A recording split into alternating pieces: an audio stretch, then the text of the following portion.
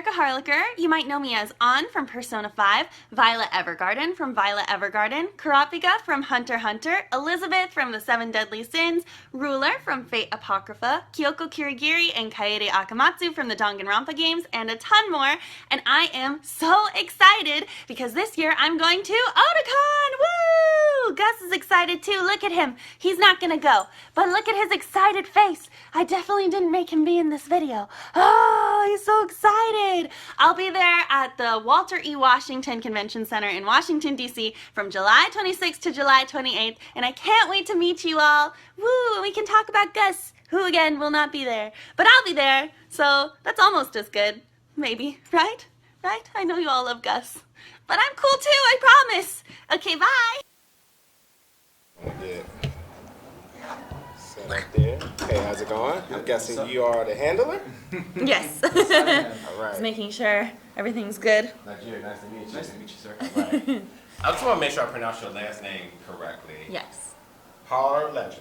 Harlacher. Harlacher. Yes. Straight through. Yes. Okay. Don't put an extra syllable in there. Yes. Also, we're in the undisputed era. Do you want this to talk about wrestling? Because we can do that. This was Bobby Fish's actual shirt. Oh, really?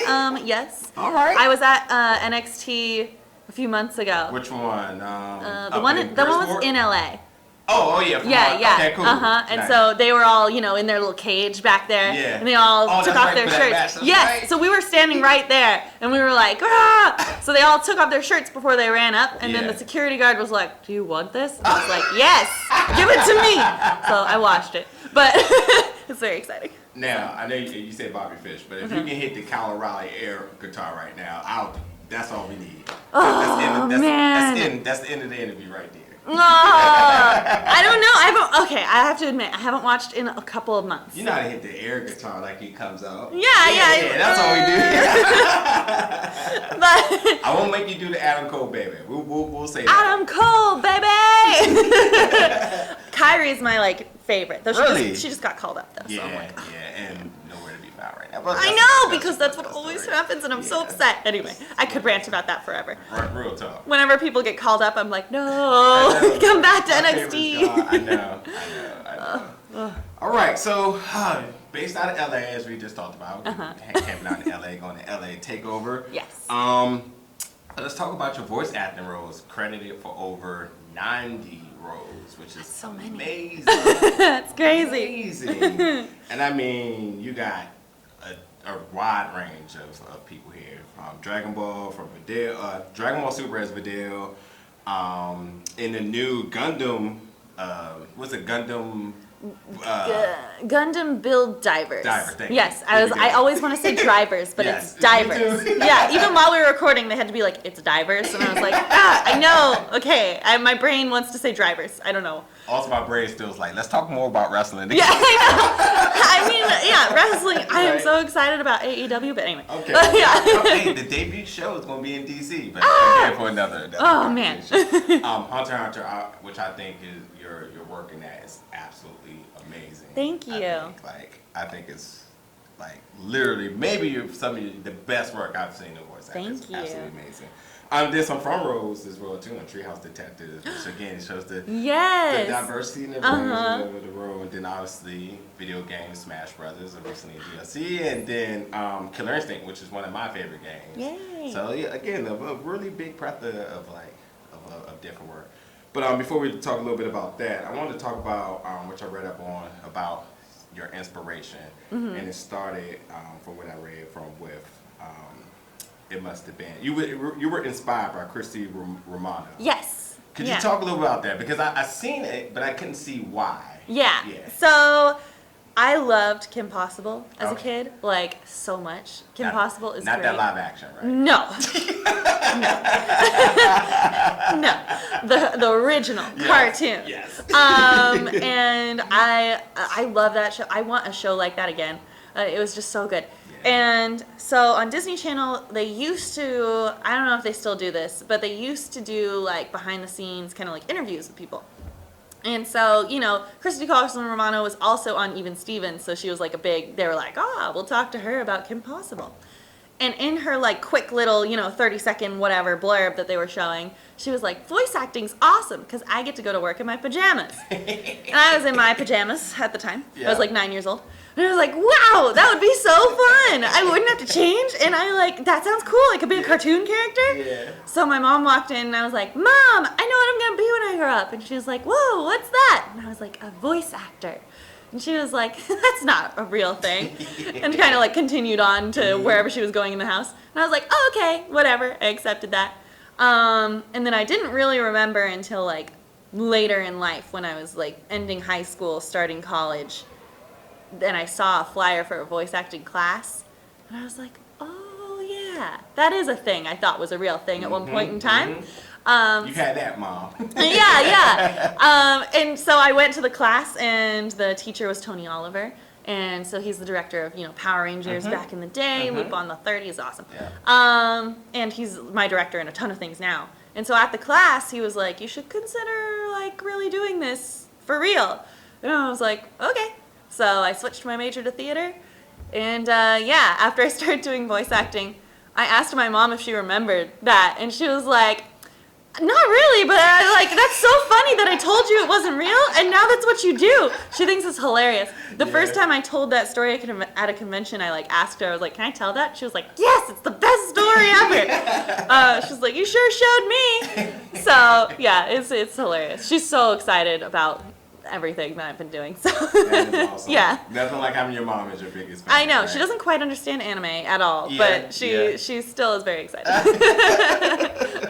Yeah, and then again, another thing I saw that was interesting too, which I like, it's so fascinating talking to voice actors because I think you guys had this next level tier of courage that a lot of us wish we had. And it's really interesting that, and I think this is absolutely the purest thing somebody can say. You consider it to be a hobby.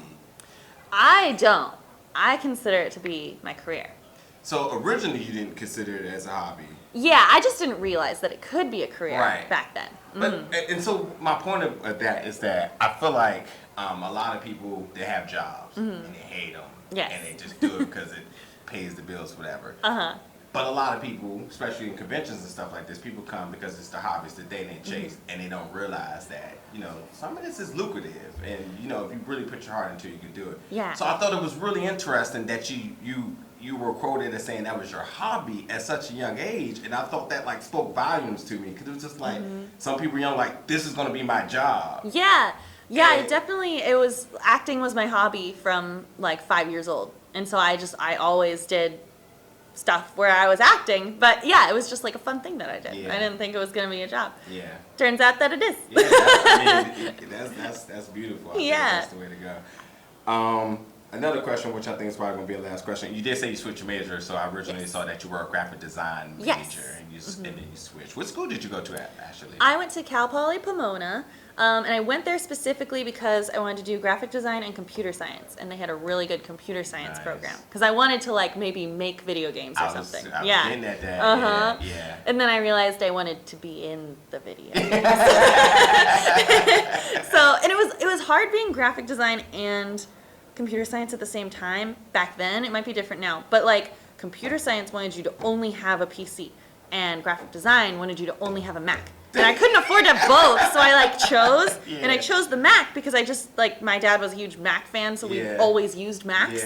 So I was like, I'll do that. So computer science classes were so hard, because if I printed out the program, even if it worked, it looked different to them. So they'd be like, no, you only get half credit. And I was like, it works though, I don't understand. Yeah, I was a minor in computer science, so I know the pain, and that I don't want to talk about. Yes, no, it was the dark ages. Yes. It was this is maybe a mistake. Also, and now we're going to my last question. Also, congratulations on a recent engagement. Thank you. I can see it. The camera just keeps focusing in on it. So, so shiny. Yeah, I know the camera's show me more of that. But for my last question of the range and the plethora of people that you've voiced for video games and anime, etc., which character do you think you most resonate with? Do you find yourself the most in? Sadira. I have to say, Sadira for sure. Killer Instinct. No, that's the one. When I mentioned that one, people are like, "What?" And I'm like, oh yeah, what, you didn't recognize me? I'm speaking Thai the whole time and also doing a voice that's like really not my usual voice. Also, it was recorded forever ago, like the beginning of my career, so people are like, what? But I have to say the one that's most like me is An from Persona 5. She's just, I don't know, they did a good job casting, because she's just really, a lot of what she does is so similar to like myself.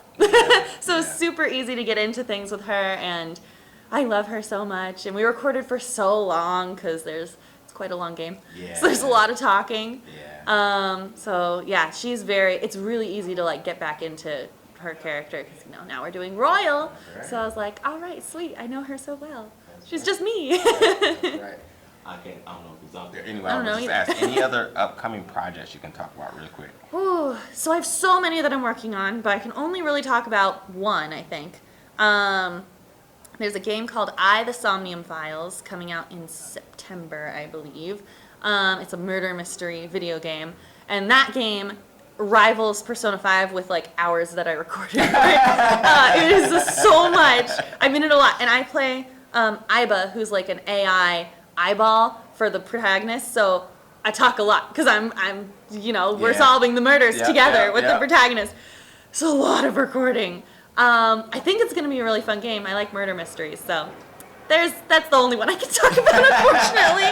I have so many things coming out over the next year. I'll make more announcements, and you can see those announcements on Twitter and Instagram. Go ahead and plug them. Yeah. So my Twitter is at Erika Harlacher. Super easy, my name, though my last name's hard to spell.